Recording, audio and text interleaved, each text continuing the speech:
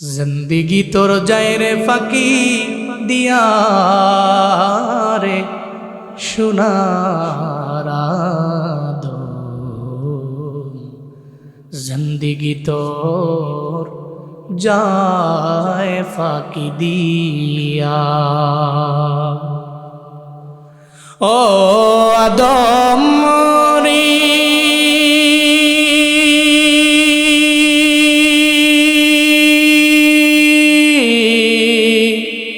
পাকে ধরিয়া গেছে দাড়ি, দন্ত আছে গোটাচারি, সমন জারি গিয়াছে করিয়া রে সোনার আদম। জিন্দিগি তোর যায় ফাঁকি দিয়া। ও আদম রে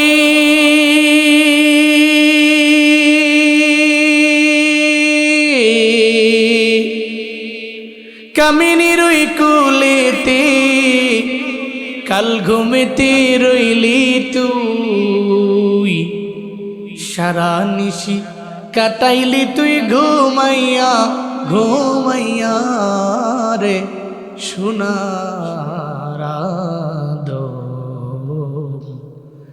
জিন্দিগি তোর যায় ফাঁকি দিয়া। জিন্দিগি তোর যায় রে ফাঁকি দিয়া রে সোনার আদম। জিন্দিগি তোর যায় ফাঁকি দিয়া। মুসা নবী আল্লাহর দরবারে একদিন কথা বলা অবস্থায়, আল্লাহর দরবারে কথা বলতে বলতে সমাপ্ত করে উনি বাসার দিকে যাবে।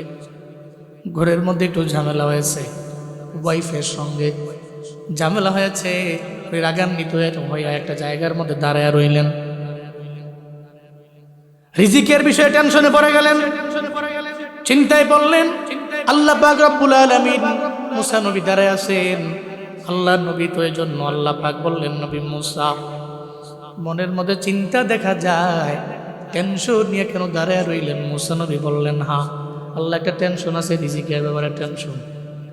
আল্লাহ কয়, নবী মুসা হাতের মধ্যে কি? কয় লাঠি। কয় লাঠির তো এত পরিমাণে পাওয়ার, ওই লাঠি দিয়ে তো আপনি জীবনে অনেক কিছু করছেন, যা অন্য কোনো নবীরে আমি আল্লাহ দেই না। আল্লাহ পাক বললেন, নবী মুসা হাতের মধ্যে লাঠি, আপনার সামনে কি আল্লাহর দরবারে বলে পাথর? সখরা হাতের মধ্যে লাঠি আছে, তেলে পাথরের মধ্যে জোরে একটা বাড়ি মারেন। লাঠি দিয়ে বড় একটা পাথরের মধ্যে মুসা নবী বাড়ি মারলেন। সঙ্গে সঙ্গে পাথরটা ভেঙে টুকরা হয়ে ভেতর থেকে আর একটা পাথর বের হয়ে গেছে। সুবহানাল্লাহ, জোরে কয় না। এরপরে আল্লাহ বলেন, আবার বাড়ি মারেন। মুসা নবী আবার বাড়ি মারলেন। এরপরে ওই পাথরটা ভেঙে আরেকটা বড় পাথর বের হয়ে গেল। আল্লাহ পাক বললেন, নবী মুসা আপনি আবার বাড়ি মারেন। আবার বাড়ি মারলেন, আর একটা পাথর ওই পাথর থেকে ফেটে বের হয়ে গেল। ওই মুসা নবী তাকায় দেখে ওই পাথরের মধ্যে একটা জাররা পরিমাণ একটা পোকা, জাররা পরিমাণ একটা পোকা ওই পাথরের এক জায়গা থেকে আরেক জায়গার মধ্যে যায়, আবার মুখের মধ্যেও খাবার নিয়ে যায়। ওখানে ওখানে ওই পোকাটাও আমার রবের গুণগান গায়। আল্লাহর নবী মুসা অবাক হয়ে গেছেন। আল্লাহর দরবারে বলতে লাগলেন, হে মালিক, একটা পাথরে আমি আঘাত করলাম, আর একটা পাথর বের হয়ে গেছে। আরেকটা পাথরের মধ্যে মারলাম, আরেকটা পাথর বের হয়ে গেছে। আরেকটা পাথরে মারলাম, আরেকটা পাথর বের হয়ে গেল। এই তিনটা পাথরের ভিতরে একটা পোকা, ওখানেও আবার জাররা পরিমাণ পোকা। জাররা বিষয়ে আপনাদের ধারণাও নাই। জাররা কি? জাররা আপনি খালি চোখে জীবনেও কোনোদিন দেখতে পারবেন না রে বাবা। জাররা একটা বালু কোনারে 70টা ভাগ করলে ওইটার একটা জাররা। সুবহানাল্লাহ কয় না? ওইটা জাররা, এই জাররা পরিমাণ একটা প্রাণী, আবার মুখের মধ্যে খাবার নেওয়া যায়। কার গুণগান গায়? কার গুণগান? এলাকার লোকেরা মনে করে যেহেতু আমি ফজরে যাই না, আল্লাহর গুণকীর্তন আমি করি না, আল্লাহর গুণগান আমি গাই না, মনে অন্য কেউ মনে হয় রবের গুণগান গায় না। ও তো জানেও না, ও আরামের বিছানা পাইয়া 3টা পর্যন্ত মোবাইল চালায়। এই জন্য উজওয়ান বউ আছে, ফজরের নামাজ পড়ে না। গত 1.5-2 মাস 3 মাস ফজরের নামাজ কয়টায় মসজিদের মধ্যে হয় ও জানেও না। ও নামাজ ঘরেও পড়ে না, মসজিদের মধ্যেও আসে না। 3টা-4টা পর্যন্ত নাটক দেখা, সিনেমা দেখা, একটা পর্যায়ে গান হেডফোন লাগাইয়া রাতের বেলা ঘুমায়া যায়। ফজরের নামাজের দ্বারে কাছেও নাই, ফজর কোন সময় হয়ে গেল ও জানেও না। সারা দিন লাগাইয়া পাগলের মতো ঘুমায়। আবার সন্ধ্যার পরে মাগরিবের টাইমে বের হয়ে যায় বন্ধু বান্ধব লইয়া, বিভিন্ন জায়গায় ঘুরে ফিরি। একজন মুরব্বী যে কয়, তুমি কি পড়াশোনা করো না? আমি কি পড়াশোনা করব, আমি তো TTCM পাস। এই যে এখানে মুরব্বীরা আছে, এক সময় জোয়ান ছিল, বডির মধ্যে শক্তি ছিল, পাওয়ার ছিল। আজকে তো দাড়িগুলা পেকে গেছে। চাইলে তো গরুর হাড্ডি একটা প্লেটের মধ্যে দিলে কয়ে খাইতে পারবো না, দাঁত নাই। আমার দাঁত নাই, এই কারণে আমি খাইতে পারবো না। এই চিন্তা করে দেখবেন উনি খায় না। এই নাতি তোমরা খাও, কারণ বয়স একটা সময় আমগো ছিল, ওই সময় আমরাও তো খাইলাম, কিন্তু এখন তো চাইলেও আমরা খাইতে পারি না। এখন চাইলেও তো আমাদের দ্বারা সম্ভব হয় না। একটা মানুষ সর্বাবস্থায় জোয়ান থাকে না, ডে বাই ডে মানুষ বার্ধক্যের দিকে চলে যায়। এই জোয়ানেরা, একটা সময় তোমরা মুরব্বী হবা, ওই সময় কপালের মধ্যে থাপড়াইলেও কোনো লাভ নাই। এই জন্য এখন থেকে আমল করার প্রয়োজন আছে না নাই? কালকে থেকে করবো এটা বলার সময় নাই, এখন থেকে আমলের লাইনে আগাইও। আমল তো এখন থেকে পরে করব, এটা ভুয়া, ঠিক কিনা বলেন? কালকে থেকে করবো, জীবনও কোনোদিন এটা আপনার দ্বারা সম্ভব না। আপনি জবান দিয়ে এটা বেরো করতে পারেন না। আপনি কালকে করবেন, পরশু করবেন, পরের দিন করবেন, জীবনও কোনোদিন এটা আপনার দ্বারা মানায় না। এই নজওয়ানের রাতে এখন থেকে আমল।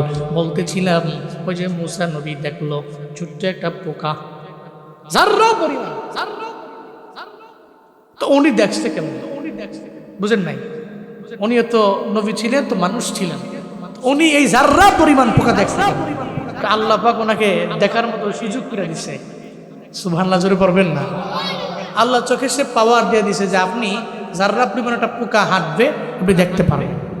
তো উনি দেখতে থাকলেন, তাকায়া দেখলেন ওই ছোট্ট একটা প্রাণী, ছোট্ট জাররা পরিমাণ, মুখের মধ্যে খাবার নিয়ে পাথরের ডানে যায়, বামে যায়, আর ওখানে বলতেছে নাম্বার 1-এ বলে সুবহানা মাইয়া রানি, পুত পবিত্র তুমি আমার আল্লাহ, আমার যে আল্লাহ 3টা পাথরের ভিতরে আমাকে দেখেন।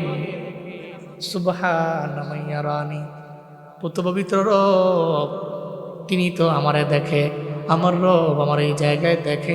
শুধু তাই না, ওয়াসমাউ কালামি, শুধু তাই না, দেখে না, আমি তারে যা বলি সে এটাও শুনে। সুবহানাল্লাহ জোরে কয় না, আরো জোরে আল্লাহু আকবার। শুধু দেখে না, শুনেও, আমি তারে বলি সে শুনে। ওয়ারযুকুনি,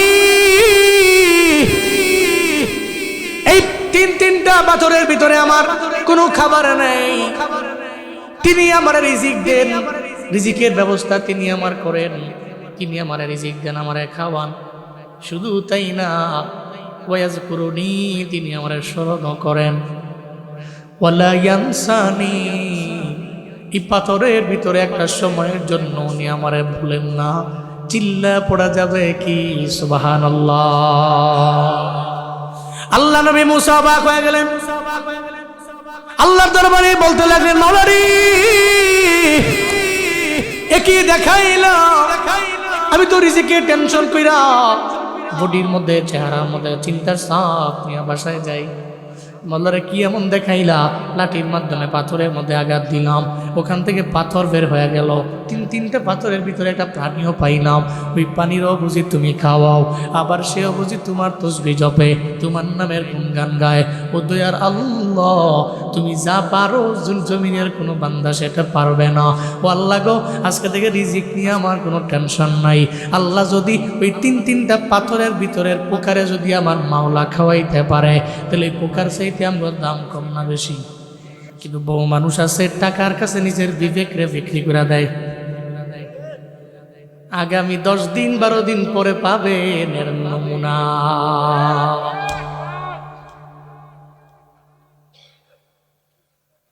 এই যে সামনে নির্বাচন, দেখবেন দরওয়াজার সামনে এসে কোরআন আরবে আর বলতে থাকবে, নির্বাচনের মধ্যে তুমি খালি আমার একটু জয়যুক্ত কইরো। জয়যুক্ত করবো কোনো আমার ফায়দা কি? একটা পর্যায়ে নেতায় তো কিছু কয় না, নেতার ডানে বামে কিছু পাতি নেতা আছে না নাই? একটা পর্যায়ে ও চলে আসলো, ওই নেতারে খালি ভোটটা দিও। ফ্যামিলির মধ্যে মেম্বার কয়জন? ওই ফ্যামিলির মধ্যে মেম্বার আছে আমার 5 জন। ওই ধরো 5 জনের 5 5 2500 তুমি নিয়ে যাও, অথবা 1000 করে 5000 তুমি নিয়ে যাও, দিয়ে দেয়। ও চিন্তা করে এবার কোনো জায়গায় কোনো চিন্তা নাই, কোনো টেনশন নাই, টাকা 5000 পাইলাম, আকল কি বলে আর না বলে, বিবেক কি বলে আর না বলে, এগুলা দেখার টাইম নাই। খালি 12 তারিখে ভোট হইব তার প্রতীকের মধ্যে, ঠিক কিনা? এই চিন্তা নিয়ে ঘুরে, অথচ আকল কত দামি, বিবেক আল্লাহ দিয়েছেন। এটা বিবেক বিক্রি করে দিল 1000 টাকার বিনিময়ে, তার বিবেকটারে পর্যন্ত সে বিক্রি করে দিল। অথচ গরু কেনা বেচা করা যায়, ছাগল কেনা বেচা করা যায়, তো 500 টাকার বিনিময়ে তো গরু কিনা যায় না। বাজারের মধ্যে গেলেন গরু কেনার জন্য, এই গরুর দাম কত? কয় লক্ষ টাকা দেওয়া লাগবে। কয় আমি তোমারে দিব 85,000। কয় হবে না, দেখো না খাওয়া টাওয়া মোটাতে যাও করলাম, কত দেওয়া লাগবে? কয় 90,000 হইলে সারমো। দালাল ধরে মইরা একটা পর্যায়ে 88 দিয়ে নিয়ে গেল গরুটা। ওই গরুর দাম এত, এরপরে ছাগল কেনার জন্য ছাগলের বাজারে যায়, ওখানে গিয়া ছাগল কিনে, ওই 500 টাকা দিয়া তো ছাগল পাওয়া যায় না, ওখানে সর্বনিম্ন 8-10,000 15,000 যাওয়া লাগে। কপাল পোড়া মুসলমান, কপাল পোড়া বাঙালি, এই কপাল পোড়া এত কপাল পুড়ে গেল, একটা গরুর চাইতেও বুঝি আপনার দামও কমে গেল, এটা ছাগলের চাইতে দামও কমে গেল। যদি আকলটারে বিক্রি করতে হয় তাহলে নিয়ত করেন 1000-2000 টাকা বিক্রি হবো না, কমপক্ষে প্রতিজনের জন্য লাগবো লক্ষ টাকা, ঠিক কিনা বলেন? যদি মনে করেন যে আপনি গরুর চাইতে একটু দামি, যদি মনে করেন তো বেচছেন, আর যদি মনে করেন যে না টাকার মাধ্যমে এটা বিক্রি করা যায় না, আপনি বিক্রি হতে পারেন না, আপনি আশরফ, আপনি আল্লাহর কাছে অধিক সম্মানিত। এই পৃথিবীতে যত মাখলুকাত আছে, এই সমস্ত মাখলুকাতের চাইতে দামি কারা? আমরা। والتين والزيتون وطور سينين وهذا البلد الأمين لقد خلقنا الإنسان في أحسن تقويم। চিল্লা পড়েন আল্লাহু আকবার। আল্লাহ পাক বললেন সূরা 3-এর মধ্যে, 3 আয়াতের মধ্যে আল্লাহ 4টা কসম খেয়ে জানায় দিলেন, বান্দারে আমি আল্লাহ তোমারে এত সুন্দর করে বানাইছি, এত সুন্দর অবয়ব দিয়ে আমি আল্লাহ বানাইলাম, এত সুন্দর অবয়ব দিয়ে আমি আল্লাহ জমিনের অন্য কাউরে বানাই না। আল্লাহ কয় তোমারে বড় দামি করে বানাইলাম। আল্লাহ নবীর মুসারে বললেন, নবী মুসা 4টা পাথর, এর ভিতরে একটা পোকা যদি আমি রব যদি খাওয়াইতে পারি তাহলে বলো না। মুসা নবী জমিনের মধ্যে মানুষ বড় দামি, বড় সম্মান দিয়ে আমি আল্লাহ তারে বানাইলাম, একটা পোকারে যদি আমার মাওলা খাওয়ায়, আমারে তোমারে আমার মাওলা কি খাওয়াইতে পারে না? আল্লাহ কয় তুমি চাও খালি আমার দরবারে আল্লাহর দরবারে চাইলে লাইলাতুল বারাতে আমি আল্লাহ তোমার রিজিক দিয়া ভরপুর করে দিব। আল্লাহ পাক নিজেই বলেন ফারজুকহু, আমি আল্লাহ তার রিজিক বাড়ায়া দিব। আল্লাহ ডাকতে থাকে আর বলতে থাকে বান্দারে। এরপরে জমিনের মধ্যে আমাদের তো অসুখের কোনো অভাব নাই, অসুস্থতা নাই, মানুষ পাওয়াই তো বড় দুষ্কর। দেখবেন অসুস্থতা লেগেই আছে, ঘরের মধ্যে যায় না। এই অসুস্থ মানুষেরা আপনারা রবের দরবারে কাঁদবেন লাইলাতুল বারাতে, আল্লাহর দরবারে বলবেন ও আল্লাহ তুমি আমার অসুস্থতার নিয়ামতকে সুস্থতায় কনভার্ট করে দাও। সুস্থ হয়ে তোমাকে আমি ডাকবো, তোমার দিকে আমি আগাবো, আমি নামাজ পড়বো, রোজা রাখবো, আমলের লাইনে আগাবো। আল্লাহ আমি মুবতালান ফাওয়াফিয়াউফি, আল্লাহ পাক জানিয়ে দেন, নবী বলেন ওই সময় আল্লাহ পাক বারবার বলতে থাকে কে আসো আমার বান্দা, এক ঝামেলায় পড়ে আসো, অসুস্থতার নিয়ামতে ভুগতেছো, আমি আল্লাহর দরবারে আয়। ওই রাতের বেলা আল্লাহর দরবারে যদি কান্না করতে পারো আর বলতে পারো আমি আল্লাহ পাক রব্বুল আলামিন তোমার অসুস্থতাকে সুস্থতার নিয়ামত দিতে পারি কি পারি না? আল্লাহ আমি পারি, আমি তোমারে তোমার যত বড় বালা মুসিবত, তোমার রোগ, আমি আল্লাহ তোমাকে মুক্ত করে দিতে পারি। তাহলে আমরা কি পাইলাম? লাইলাতুল বারাতে নাম্বার 1 আপনি নামাজ পড়লেন, কি বললেন? নামাজের কিয়ামে দাঁড়াইলেন, নাম্বার 1। এরপরে নাম্বার 2 হচ্ছে দিনের বেলা রোজা রাখলেন। ওই রাতের বেলা আপনি আল্লাহর দরবারে মুনাজাত করে কাঁদলেন নিজের জন্য, আল্লাহ গুনাহ করছি মাফ করেন, আল্লাহ রিজিক নাই দেন, অসুস্থ করেন। তাহলে 3 নম্বরে কি করা? কি করা? জোরে বলো না, কি করা? দোয়া করা। কয়টা পেলাম? 3টা পেলাম। এরপরে 4 নম্বরে আম্মা জান আয়েশা সিদ্দিকা রাদিয়াল্লাহু আনহা বলেন, আমগো কি হয়? আম্মা জান আয়েশা সিদ্দিকা রাদিয়াল্লাহু আনহা উনি বলেন আল্লাহ নবী একদিন আমার ঘরে আসলেন, এসে ওনার কাপড় মুবারক, পরিধানকৃত কাপড় মুবারক উনি খুললেন। আমি শিওর উনি আমার ঘরের মধ্যে আজকে রাতের বেলা অবস্থান করবেন, কনফার্ম হয়ে গেছে। তো কাপড় চোপড় খুলছেন মানে জুব্বা টুব্বা খুলছেন, এর মানে একটা বোঝা যায় যে না উনি মনে এই রুমেই থাকবে, ঠিক না? এটা বোঝা যায় না? কিন্তু আল্লাহ নবী একটু পরে আবার জুব্বা আবার পরিধান করে ফেললেন। এরপরে নবী বের হয়ে গেছেন। আম্মা জান আয়েশা সিদ্দিকা রাদিয়াল্লাহু আনহা একটু রাগান্বিত হয়ে গেলেন, কেমন জানি মনটা একটু খারাপও হয়ে গেল, আত্মমর্যাদায় লাগলো, গায়রতে লাগলো। আল্লাহ নবী আমার ঘরে আসছেন, আবার আমার নবী জুব্বা মুবারক খুললেন, আবার জুব্বা পরিধান করে বের হয়ে চলে গেলেন রাতের বেলা। উনি চিন্তা করলেন অন্য কোনো বিবির ঘরের মধ্যে মনে হয় যাবে, কারণ মা বোনদের মাঝে এমন কিছু আছে, এমন কিছু থাকে, মা বোনেরা এমন একটা চিন্তা নিয়ে আগায়। আম্মা জান আয়েশাও ঠিক এমন একটা চিন্তা করে ফেললেন, মনে হয় আল্লাহর নবী অন্য একটা ঘরের মধ্যে গেছে। আম্মা জান আয়েশা আত্মমর্যাদা লাগলো, এই চিন্তা নিয়ে উনি দৌড় দিয়া ঘর থেকে বের হয়ে গেলেন, হুজুরা মুবারাকা থেকে বের হয়ে গেলেন। তাকায় দেখলেন সব জায়গায় গেলেন, নবীরে পায় না। মসজিদে নববীর মধ্যে গেলেন, নবীরে পায় না। অন্য কোনো ঘরের মধ্যে গেলেন, নবীরে পায় না। একটা পর্যায়ে তাকায় দেখে আমার পয়গম্বর জান্নাতুল বাকি পাশে দাঁড়াইয়া মুনাজাত ধরে ধরে রবের দরবারে কান্না করে উম্মতের জন্য। আল্লাহর দরবারে নবী কাঁদেন, আল্লাহ গো আমার সাহাবায়ে কেরাম যারা আমার জন্য নিজের জীবনটা পর্যন্ত বিলীন করে দিল, আমি নবীর দিকে তাকাইয়া যুদ্ধের ময়দানে যে এরা শহীদ হয়ে গেল রে মাওলা, জান্নাতুল বাকির মধ্যে এরা আছে মাওলা রে, এই জান্নাতুল বাকির মধ্যে যে সাহাবায়ে কেরামেরা আছে, তুমি এদের কবর জান্নাত বানায় দাও, এদের কবর জান্নাত বানায় দাও, এদেরকে তুমি মাফ করে দাও, এদের তুমি মুক্তি করে দাও। আল্লাহর দরবারে দোয়া করতে লাগলেন আমার নবী। আম্মা জান আয়েশা যখন গেলেন, আম্মা জান আয়েশার যাওয়ার একটা সাউন্ড আল্লাহর নবীজি পাইলেন। যখন দোয়া শেষ হয়ে গেল, নবীজি বলতে লাগলেন, আয়েশা তুমি কি মনে করো আল্লাহ এবং রাসূল তোমার প্রতি কোনো অবিচার করবে? তুমি কি এটা মনে করো নাকি? আল্লাহর নবী বুঝে ফেলছেন আম্মা জান আয়েশা আমার নবীরে খুঁজতে খুঁজতে এটা পর্যায়ে জান্নাতুল বাকি পর্যন্ত চলে আসলেন। নবীজি বুঝে ফেললেন অন্য একটা ঘরের মধ্যে আমি গেছি, এটাই আয়েশা মনে করছে।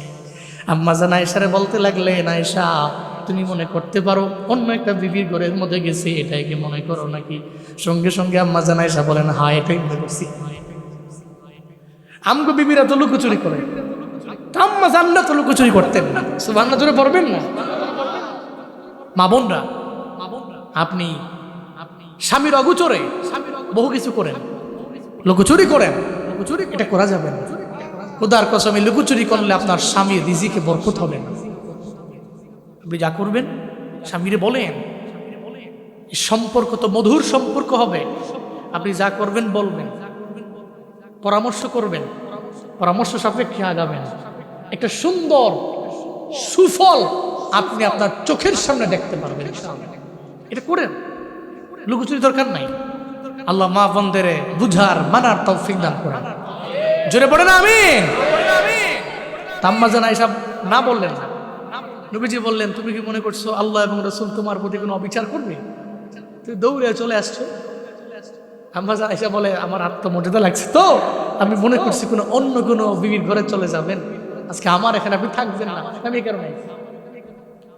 আম্মা জান আয়েশা বলেন, এই দুনিয়ার উম্মত, আল্লাহ নবী আমার জান্নাতুল বাকির পাশে দাঁড়াইয়া যেই রাতের বেলা আল্লাহর দরবারে কান্না করলেন, ওই রাতটা ছিল লাইলাতুন নিসফি মিন শাবান, মানে লাইলাতুল বারাত, বরাতের রাত। আল্লাহ নবী বলতে লাগলেন, ও আয়েশা, এই রাত এত দামি রাত, এই রাতের বেলা আমি ঘর থেকে বের হয়ে এই জায়গার মধ্যে চলে আসলাম, মুর্দাদের জন্য আমি রবের দরবারে দোয়া করতে থাকলাম। আল্লাহর দরবারে বললাম, কেন জানো, এই রাতের বেলা আল্লাহ পাক বহু মানুষের জিন্দেগির গুনাহ আল্লাহ মাফ করে দেয়, বহু মানুষরে আমার আল্লাহ মুক্তি করে দেয়, বহু মানুষরে আল্লাহ মাফ করে। নবীজি বলতে লাগলেন, ও আয়েশা, কত মানুষে আমার আল্লাহ মাফ করে? উদাহরণ দিতে যাই আল্লাহ নবী বলেন, ও আয়েশা, কত মানুষে আমার আল্লাহ পাক রব্বুল আলামিন মাফ করে তোমার ধারণাও নাই। আল্লাহ নবীর যুগের একটা গোত্র ছিল বনু কালব। ওই বনু কালবের গোত্রের লোকেরা এক একজনে অনেক হাজার হাজার শত শত এরা বকরি পালন করত। একটা বকরির গায়ের মধ্যে পশম কম না বেশি, এত পরিমাণে বেশি। আল্লাহ নবী বলে, ও আয়েশা, বনু কাল গোত্রের প্রত্যেকটা ঘর, ওই ঘরের মধ্যে তো বকরির কোনো অভাব নাই। ওই বকরির মধ্যে যতগুলো পশম আছে, এর চাইতেও বেশি পশমগুলা গণলে যে একটা সংখ্যা দাঁড়াবে, এর চাইতেও বেশি পরিমাণ লোকের আল্লাহ পাক ওই রাতের বেলা ক্ষমা করে দেয়।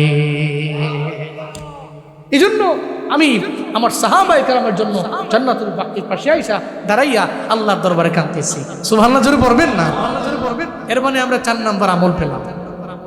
সবাইরে লইয়া ঢাক দুল বাজাই আইও কবরস্থানে যেটা দোয়া করি, তা না। যদি নবীজি এটা করতেন তাহলে নবীজি সাহাবায়ে কেরামকে রাখতেন, সাহাবায়ে কেরামকে ডাইকা নিয়ে জান্নাতুল বাকির পাশে দাঁড়াইতেন। নবীজি সিঙ্গেল গিয়েছেন, নবী যা করেছেন তা করতে হবে। ফন্ডিতি করে নিজে বাড়ায় কিছু করা যাবে? করা যাবে না। আল্লাহ নবী যে সিঙ্গেল গিয়েছেন, একা গিয়েছেন, ইনফিরাদি গিয়েছেন, তাহলে ওই রাতের বেলা আমরা একটা আমল পাই। এই ময়দানে আছে বহু মানুষ, আম্মা নাই, আব্বা নাই, দাদা নাই, আম্মা আব্বা কেউ নাই, এতিম হয়ে গেছে, এতিম হয়ে গেছে, এতিম হয়ে গেছে। যাবেন লাইলাতুল বারাতে মা বাবার কবরে পাশে গিয়ে দাঁড়াইবেন, আল্লাহর দরবারে কানবেন, রবেরে বলবেন, মাওলারে, যেই মা আমারে গর্বের মধ্যে নিছে, এত কষ্ট কইরা যেই মা আমারে পালছে লালছে, মাওলারে, জমিনের মধ্যে আসার পরে আমার মা আমারে 2টা বছর দুধ খাওয়াইছে, আমার মা নিজে ভেজা কাঁথার মধ্যে শুয়া আমারে শুকনা কাঁথার মধ্যে শুয়াইছে, ওই মাটায় কবরের মধ্যে কেমনে আছে? আমি তো ব্লেজার গায়ে দিলাম, মায়ের তো ব্লেজার নাই, আমি তো বিদেশি কম্বল আনলাম, মায়ের জন্য তো কম্বল দিতে পারলাম না, মাওলারে আমার জানা নাই আমার মায়ের কবরের কি হালত আমি জানিও না। আল্লাহ গো, এই লাইলাতুল বারাতে আমি মায়ের কবরের পাশে আইলাম আমল কইরা, আমি তোমার দরবারে আবদার জানাই আমার মায়ের কবর তুমি জান্নাত বানায় দাও। আশা করা যায় লাইলাতুল বারাতে মায়ের কবরের পাশে গিয়া দাঁড়াইয়া যদি আল্লাহর দরবারে বলতে পারেন, ও আল্লাহ তুমি আমার মায়ের কবর জান্নাত বানাও, সন্তানের দোয়ার বদৌলতে আল্লাহ পাক ওই কবর জান্নাত বানাইতে পারে কি পারে না? আল্লাহ পাক পারেন। এই জন্য বাবা মার কবরের পাশে দাঁড়াইয়া একা একা যাবেন, আল্লাহর দরবারে বলতে থাকবেন, মাওলা রে আমার আব্বা আমার কবর জান্নাত বানাও। মনে রাখবেন জমিনের মধ্যে কবরের মধ্যে যারা আছে আপনার চাইতে দূরে তো কেউ না, আপনার চাইতে সবচেয়ে দূরের হলো কবর, সবচেয়ে দূরে কবর। আমেরিকায় গিয়েছে আপনার ছেলে, 13 ঘন্টা 14 ঘন্টা 17 ঘন্টা 24 ঘন্টা লাগাইয়া পৃথিবীর এক প্রান্তে চলে গেল। নেওয়া যায় 5 সেকেন্ড 10 সেকেন্ড ইমুতে কল যায়, এরপরে ওপার থেকে অ্যান্সার করলেই তার কথাও শোনা যায়। কিরে পোলা তুই কেমন আছো? ভালো আছি আব্বা, আপনি কেমন আছেন? মানিকের কণ্ঠ শোনা যায়, এই জন্য আপনার মন পর্যন্ত বইরা যায়। কিন্তু একটাবার চিন্তা করলেন না, যেই মারে এত বছর লাগায়া আপনি কবরের মধ্যে শোয়া দিয়ে আইলেন, আপনার বাড়ির পাশে আপনার ঘরের পাশে কয়েকদিন আপনি মায়ের খবর নিতে পারলেন? আপনি মায়ের খবর নিতে পারেন নাই, আপনি মাকে গিয়া ডাকতে পারেন নাই, মা তো কবর থেকে জবাব দেয় নাই। একটা দিনের জন্য তো মা বলে নাই পোলারে এই হালাতে আছি, এই অবস্থায় আছি বলে নাই। জমিনের আমেরিকা আপনার দরবার থেকে বেশি দূরে না, খবর নেওয়া যায়। ঘরের পাশে বাড়ির পাশে কবরটা এত দূরে, জীবনও কোনোদিন খবর নেওয়া যায় না। কথা বলেন ঠিক কিনা? ডাইনে বামে মাটি আমার মাটির বিছানা, ডাইনে বামে মাটি আমার মাটির বিছানা। আমি চলে গেলে আমায় তোমরা ভুইলা যাইও না, কন্যা আমি মরে গেলে আমায় তোমরা ভুইলা যাইও না। ডাইনে বামে মাটি আমার মাটির বিছানা, ডাইনে বামে মাটি আমার। এই দুনিয়ায় চিরজীবন থাকার জায়গা না, অন্ধকার কবর যে আমার আসল ঠিকানা। ঠিক কিনা বলেন? এই দুনিয়ায় চিরজীবন থাকার জায়গা না, অন্ধকার কবর যে আমার আসল ঠিকানা। সবাই রেখে আমায় চলে যাবে, সঙ্গী হবে না। সবাই রেখে আমায় চলে যাবে, সঙ্গী হবে না। ডাইনে বামে মাটি আমার মাটির বিছানা, ডাইনে বামে মাটি আমার মাটির বিছানা। আমি চলে গেলে আমায় তোমরা ভুইলা যাইও না, আমি মরে গেলে আমায় তোমরা ভুইলা যাইও না। ডাইনে বামে মাটি আমার মাটির বিছানা, ডাইনে বামে মাটি আমার। সব যখন কবরের মধ্যে পাশের কবরের মধ্যে রেখে আপনারা চলে গেল, আপনার ডানেও মাটি, বামেও মাটি, সামনেও মাটি, পেছনেও মাটি। খবর নেওয়ার মতো কেউ নেই। কবর এত দূরে। আল্লাহর বান্দারা জুনায়েদ আল হাবিব এই ময়দানের মধ্যে অথবা কোথাও আবার দেখা হতেও পারে, নাও হতে পারে। বাবারে বইলা যাই লাইলাতুল বারাত তো কয়েকদিন পরে রাতের বেলা আপনি কবরের পাশে গিয়া দাঁড়াইয়া সবাইরে নিয়ে যাওয়ার দরকার নেই, ইনফেরাদি একা একা মা বাবার কবরের পাশে গিয়া দাঁড়াইয়া যাবেন। আপনার পারিবারিক গোরস্থানে যাবেন, আল্লাহর দরবারে কানবেন আর বলবেন, আল্লাহ এই কবরগুলোরে তুমি জান্নাত বানায় দাও। এরা আপনার দরবারে টাকা চায় না, বাড়ি চায় না, গাড়ি চায় না। প্রত্যেকটা কবরের থাকা প্রত্যেকটা মাইয়ের এদের আত্মীয় স্বজনের দরবারে একটু এদের দরবারে গিয়া জিয়ারত কইরা একটু দোয়া চায়, অন্য কিছু এদের লাগে না। কথা বলেন ঠিক কিনা? অন্য কিছু এদের লাগে না, এরা চায় আপনাদের জন্য একটু দোয়া করি। তাহলে আমরা 4 নাম্বার কি পেলাম? জিয়ারতে যাবো। হ্যাঁ, জিয়ারতে সিঙ্গেল, সবার লয়ে না, ইনফেরাদে একা একা আপনার আব্বার জন্য, আম্মার জন্য, পরিবারের জন্য আপনি একটু দোয়া করলেন। তাহলে আমরা 4টা পেলাম। কি কি পেলাম? নাম্বার 1, রাতের বেলা নামাজের কিয়ামে দাঁড়াবো। 2 নম্বরে কি পেলাম? দিনের বেলা রোজা রাখবো। 3 নম্বরে কি পেলাম? রাতের বেলা আল্লাহর দরবারে নামাজের পরে দোয়া করব, আল্লাহর কাছে বলবো যা চাইবো তো আল্লাহ দিবে ইনশাআল্লাহ। ইনশাআল্লাহ আল্লাহ দিবে, ধৈর্য নিয়ে আল্লাহর দরবারে চাইবো। 4 নম্বরে আমি ইনফিরাদি একা একা আমার কবরস্থানে, গোরস্থানে কবরের পাশে গিয়ে দাঁড়াইয়া জিয়ারত করব ইনশাআল্লাহ। পারবেন না ইনশাআল্লাহ? শুধু তাই না, কি করবেন জানেন?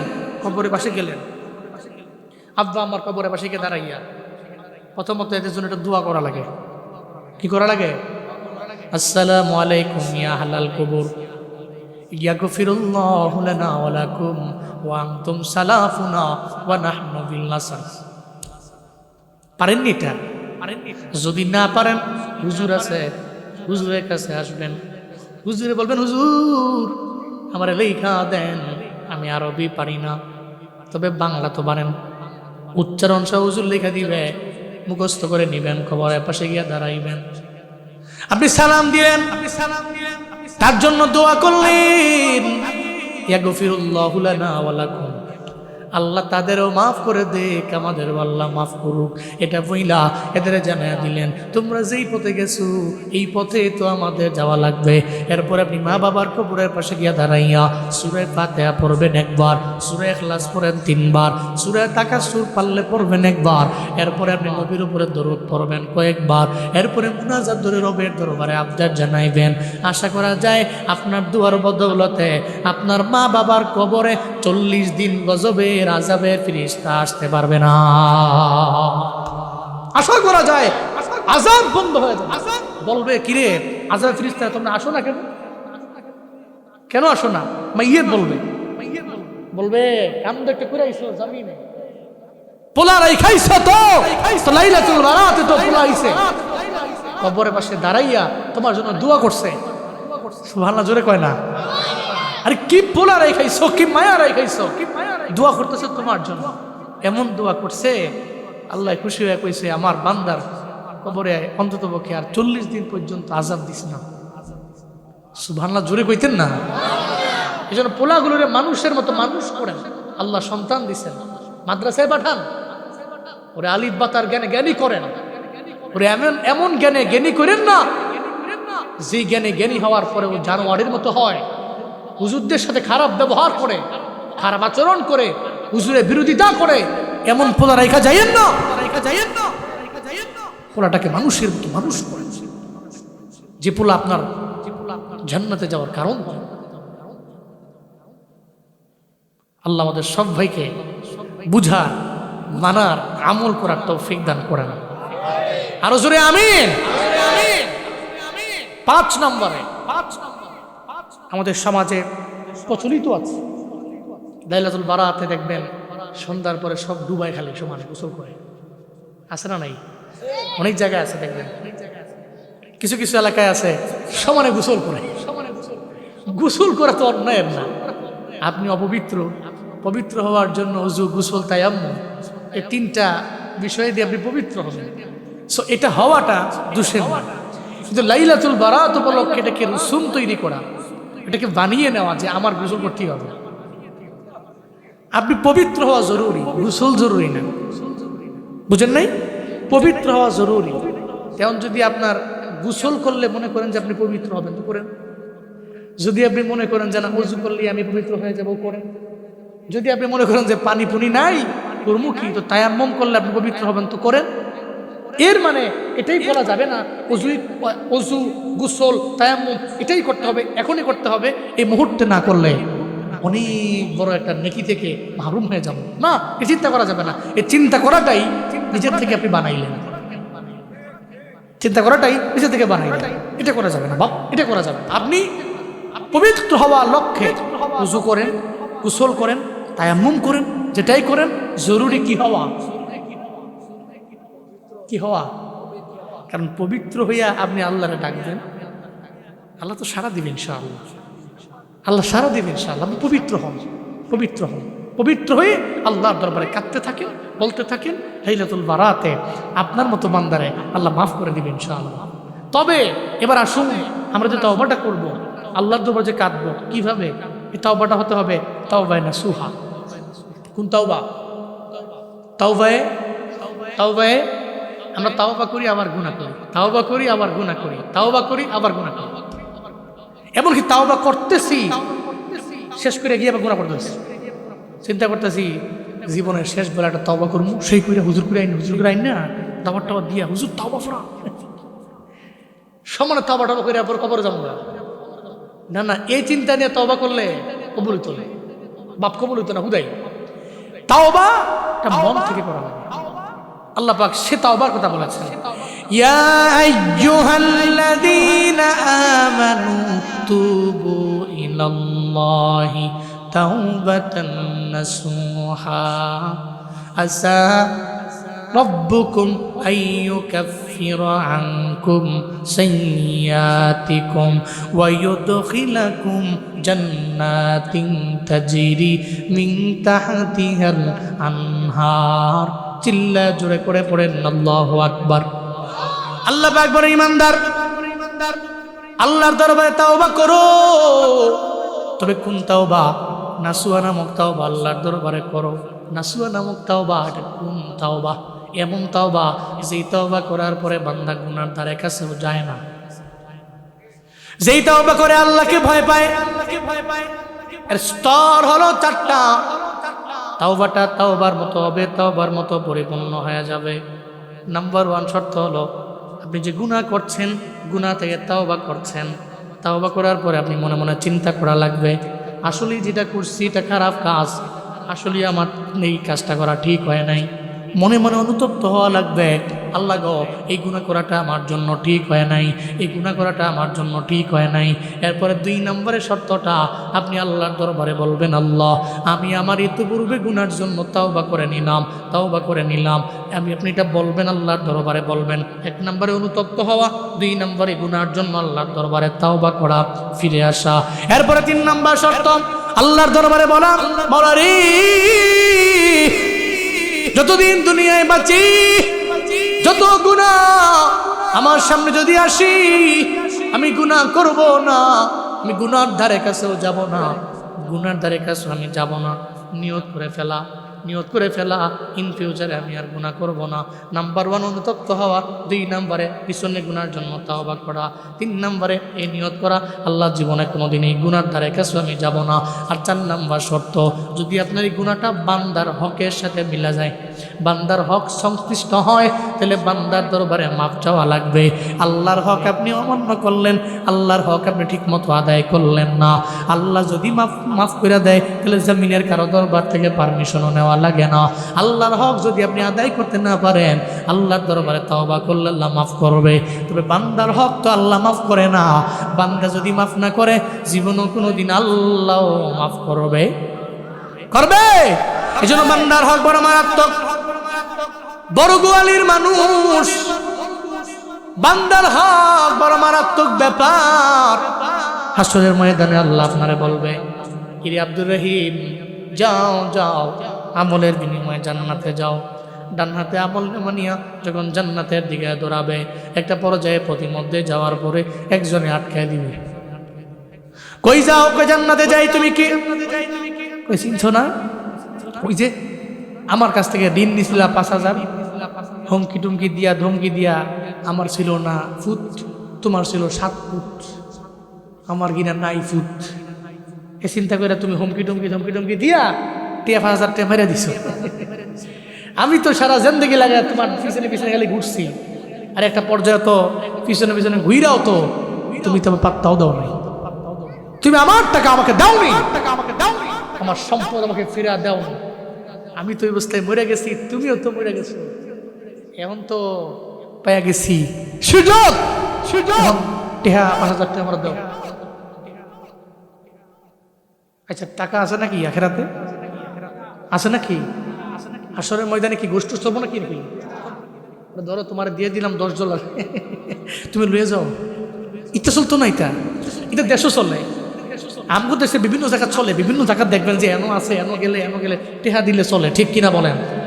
তেল লেগে খালি বারবার বলা যায় আগামী নির্বাচনে এমন একটা ব্যক্তির আপনি ভোট দিয়ে ইনশাআল্লাহ যে আপনার ইউনিয়নকে পরিবর্তন করে ফেলবে ইনশাআল্লাহ। অন্ততপক্ষে আইডি কার্ডে একটা ভুল হইলে 40 বার দূরান না লাগে। যেহেতু আপনি দেশের একজন নাগরিক, আপনি দেশের নাগরিক, একটা আইডি কার্ড ঠিক করবেন, আমার 40 দিন যাওয়া লাগে। এরপরে একটা পর্যায়ে যে বেটা নাই মুরলের মতো বইয়া থাকে, সুসিপ কিসিপ এবারে তো বইয়া রয়েছে বাপসাপ লয়া, এবার ডানে বামে বিশাল অনেক বড় বড় পিএসআর আছে। তুমি বুঝো না, তুমি 40 দিন লাগে, তুমি বুঝো না, কিছু দিয়ে দিলে তো হয়ে যাগা, চিল্টা হয়ে যাবো, হিনসাইডা হয়ে যাবো। পরে টিয়া 500-1000 টাকা দিয়া এরপরে আইডি কার্ড ঠিক করা লাগে। এতে বেড়ায় কান্দে আর কয় কেমন দেশ।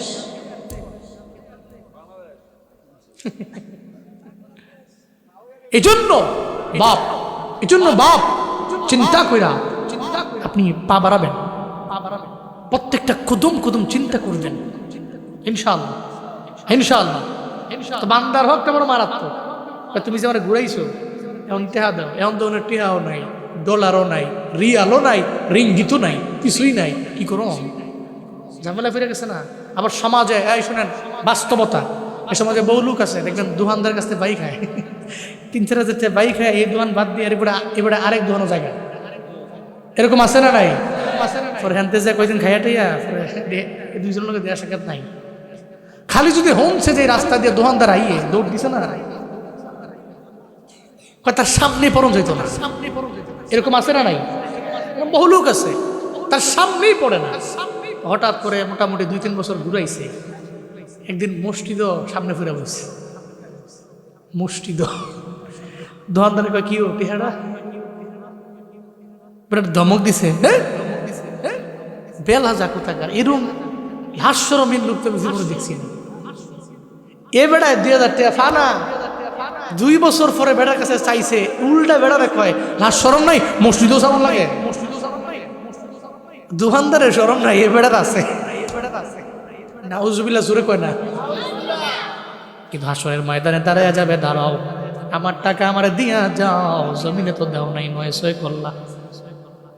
ওদিন বলবে আল্লাহ কি বলে, আল্লাহ কয় কি বলে, কিরামান কাতিবিন ইয়ালামুনা মা তাফআলুন। ফুটেজ খুলো, দেখো যেই ফুটেজের 9-6 নাই, যেই ফুটেজের ডান বাম নাই, যেই ফুটেজের সামন পেছন করা যায় না, এমন এক ফুটেজটা বান্দার দরবারে ওপেন করে দাও। ওপেন করে দেওয়া হবে, ফুটেজ দেখার পরে কইবে তুমি কি এটা নি? কহ তুমি যে বাইক খাইছো তুমি এটা নি? কয় হ্যাঁ। দোকানদার ঠিক আছে নি? কয় হ্যাঁ। কয় তাহলে দেখাও দশা, এটাও তো ঠিক, এর দাও, দেওয়ার পরে জান্নাতে যাও। ওই এখন তো টাকা পয়সা নাই, ওই কি আছে? হাসরের ময়দানে টাকার খেলা চলে না, চলে নেকের খেলা।